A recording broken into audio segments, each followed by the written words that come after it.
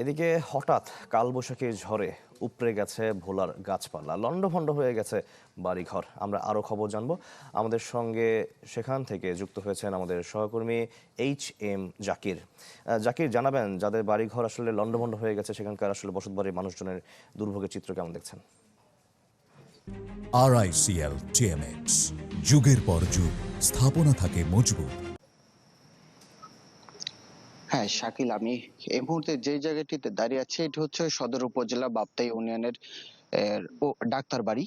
ঠিক এর পিছনে আমি দেখতে পাচ্ছি যে দুটি ঘরের উপরে গাছ উপরে পড়েছে। পুরো ঘর দুটি বংশগত হচ্ছে একেবারে উপরের অংশটি লন্ডভন্ড হয়ে গেছে, এরকম পরিস্থিতি দেখা যাচ্ছে। মনে হচ্ছে পুরো ঝড়টি গতকালের দুপুরে হঠাৎ করে যে প্রবল বেগে বাতাসের চাপটি মনে হচ্ছে পুরো এই ঘর দুটির উপর দিয়ে গিয়েছে। এর বাহিরেও কিন্তু আমরা এই বাপ্তা ইউনিয়নের বেশ কিছু জায়গায় খোঁজ খবর নিয়েছি, তাতে করে দেখেছি যে ঘর বাড়ির সেই পরিমাণ ক্ষয়ক্ষতি না হলেও কিন্তু প্রচুর গাছপালা পড়েছে। এখানকার যে বাসিন্দারা রয়েছে তারা বলছে যে শতাধিক গাছপালা এই অঞ্চলে পড়েছে। এর বাহিরেও ভোলার বিশেষ করে দক্ষিণে যে নদীমাতৃক এলাকাগুলো রয়েছে, সাগর বেষ্টিত ঢালচর, কুকরিমুকরি, মনপুরা, ওই সকল অঞ্চলে কিন্তু বেশ কিছু ঘরবাড়ি বিধ্বস্ত হয়েছে, ক্ষতিগ্রস্ত হয়েছে। ঢালচরের প্রায় ৩০টি ঘরবাড়ির মতো বিধ্বস্ত হয়েছে।